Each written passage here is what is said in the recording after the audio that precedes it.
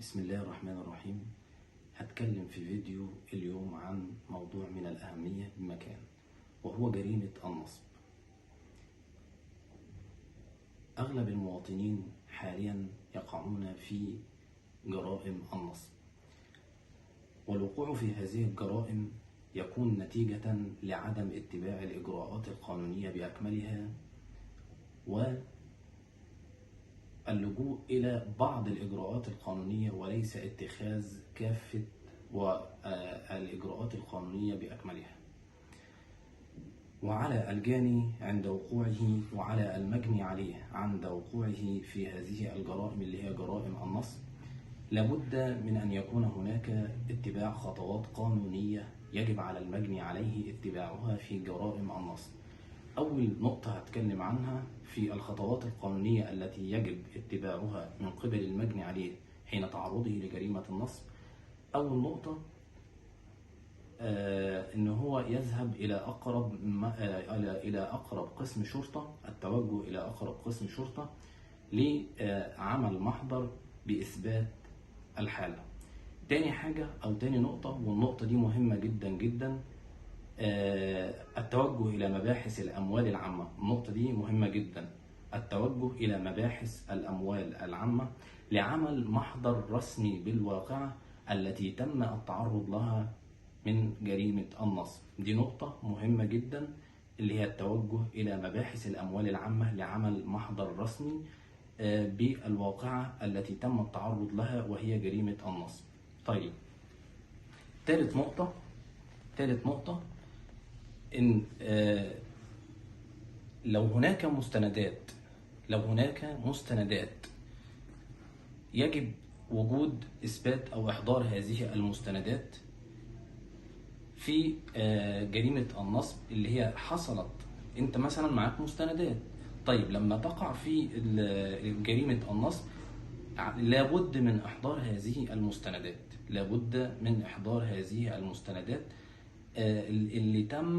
اللي تم عليها النصب. لو انت معاك مثلا ورق او واخد ورق بالكلام ده، يبقى عليك ان انت تحضر هذه الاوراق او المستندات. طيب، رابع نقطة ان هو لو في وجود شهود، ان حضرتك لو كان في شهود تم واثناء البيع او اثناء الشراء او اثناء العمليه التي تمت، لو موجود شهود يجب عليك او يجب على حضرتك ان انت تحضر هؤلاء الشهود في ان انت تستشهد بيهم. يعني لو هناك شهود ان احنا نستشهد بيهم، ده امر مهم جدا جدا. بعد كده خامس نقطه، جنحة النصب، ان انت تتحصل على حكم جنائي على البائع. ودي نقطة مهمة، تتحصل على حكم جنائي على البائع. بعد كده دعوة مستعجلة بالتسليم ووضع العقار أو الشقة، لو هناك عقار اللي تم بيعه، أو هناك عقار أو شقة، هنا يتم وضعهم تحت الحراسة القضائية لحين الفصل في هذه الدعاوى. يبقى 6 نقاط عند حضرتك، إجراءات قانونية يجب اتباعها من خلال أو من قبل المجني عليه لما يتعرض لجريمة النصب. عليه إن هو يطبق ال6 خطوات دول، إن هو يمشيهم خطوة، يتبع هذه الإجراءات خطوة. طيب، نيجي لنص المادة 336 من قانون العقوبات. ذكرت إيه؟ نصت على أن المادة 336 من قانون العقوبات نصت أو تنص هذه المادة على أن أي شخص يتسبب في الاستيلاء على أموال أو عروض أو سندات دين أو متاع منقول بهدف الاستيلاء على ثروة الضحية أو جزء منها، بيعاقب هنا بالحبس. وده نص المادة 336.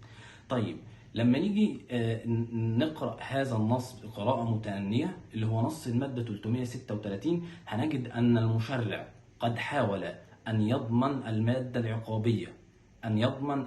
العقابية، نص المادة العقابية، كل صور التحايل التي تقع على المجني عليه نتيجة تواطؤ الجاني أو نتيجة تواطؤ المتهم أو الجاني على المجني عليه. طيب من خلال الواقع العملي هيتبين لنا ان النصاب دايما في جرائم النصب عنده يمتاز بالفطنة والذكاء. يعني من خلال الواقع العملي يتبين ان النصاب يمتاز بالذكاء في اقناع الضحية او المجني عليه، ان المجني عليه دوت او الضحية دوت من خلال او من ان المتهم او الجاني بيمتاز بالذكاء، بيجعل المجني عليه ده يقوم بتسليم امواله لهذا النصاب وتسليم امواله لهذا النصاب. فهنا نجد ان النصاب دايما بيمتاز بالذكاء والابداع. فهنا نجد أن محترفي النصب يملكون قدرا كبيرا من الذكاء يجعل الضحية تقبل طواعية في تسليم أموالها لهذا النصاب. فذكاء الآخر اللي هو الجاني فذكاء الآخر وقدرته تفوق الآخرين من البشر. دايما هنجد النصاب في جرائم النصب يمتاز بالذكاء، يجعل المجني عليه ان هو يعني يسلم له امواله من خلال الذكاء النصاب واحتياله على المجني عليه او الضحيه. طيب ده نص الماده 336 من قانون العقوبات وما ذكره او وما وضحه المشرع في هذا النص. طيب أغلب المحاكم التي تقضي بالبراءة في جرائم النصب، ليه؟ أغلب المحاكم التي تقضي بالبراءة في جرائم النصب تستند إلى عدم وجود مظاهر احتيالية لجرائم النصب. يعني المحاكم التي تقضي بالبراءة في جرائم النصب تستند إلى عدم وجود مظاهر احتيالية في جرائم النصب. طيب نيجي للنقطة الأخيرة اللي هي بعض أسباب البراءة في جرائم النصب. أول حاجة، لا تتحقق جريمة النصب إذا كان المجني عليه ده أو الضحية على علم وبينة بما يفعله الجاني. دي أول نقطة. تاني نقطة، التقادم في جريمة النصب بيبدأ من تاريخ تسليم المال وليس من تاريخ اكتشاف الجريمة. نقطة مهمة، ان جريمة النصب التقادم فيها بيبدأ من تاريخ تسليم المال وليس من تاريخ اكتشاف الجريمة. ثالث نقطة، لا تصح إدانة الوسيط ده اللي هو بيكون وسيط بينكم في البيع أو الشراء أو وجوده أثناء إتمام هذه العملية. لا تصح إدانة الوسيط إلا إذا كان بينه وبين الفاعل لا تصح إدانة الوسيط إلا إذا كانت الجريمة قد وقعت، اللي هي جريمة النصب دي قد وقعت نتيجة تواطؤ سابق بين الوسيط وبين الفاعل.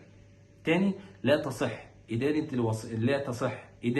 الوسيط إلا إذا كانت الجريمة اللي هي جريمة النصب قد وقعت نتيجة تواطؤ وتدبير بين الوسيط ده والفاعل.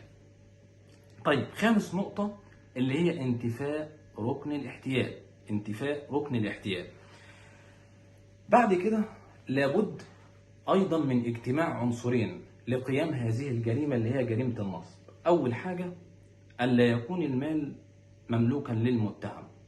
ثانيا، ليس له حق التصرف فيه. أول حاجة، ألا يكون المال ملكا للمتهم. تاني حاجة، ليس له حق التصرف فيه. آخر نقطة في هذه النقاط، التصالح في جريمة النصب يؤدي للحكم بانقضائها بالتصالح. يعني التصالح في جريمة النصب يؤدي للحكم بانقضائها بالتصالح. وبكده أكون ذكرت جريمة النصب في نقاط. أول حاجة ذكرتها، ذكرت أن أغلب المواطنين بيقعوا في جريمة النصب، وكثرت جرائم النصب في هذا الوقت. كثرت جرائم النصب في هذا الوقت. بعد كده ذكرت الخطوات القانونية التي يجب اتباعها عندما يتعرض المجني عليه لجريمة من جرائم النصب. تحدثت عن 6 خطوات. تحدثت أيضا عن النص المادة 336 وما ذكره 336 من قانون العقوبات وما ذكره المشرع من توضيح في هذه المادة. وذكرت أخيرا أسباب البراءة أو بعض أسباب البراءة في جرائم النصب. نجد دايما أن جرائم النصب تتكرر وتحدث بتكرار يوميا. قد يحدث النصب في شراء عقار، قد يحدث النصب في شراء سيارة، قد يحدث النصب في كل التعاملات اليومية. أكثر الجرائم التي تحدث بتكرار هي جرائم النصب، وما أكثرها في الوقت الحالي. وقلت إن العقار يحدث في نصب، شراء السيارات وبيعها يحدث في نصب، المعاملات بين الناس بعضها البعض تحدث فيها نصب. لا يخلو تعامل في كثير من الأحوال من عمليات أو من جرائم النصب. وبكده يكون اتكلمت في هذا الفيديو، وضحت عن مفهوم النصب والخطوات القانونية التي يجب اتباعها. وسنكمل أيضا إن شاء الله في فيديوهات بعد ذلك. تحياتي وشكري وتقديري لحضراتكم جميعا.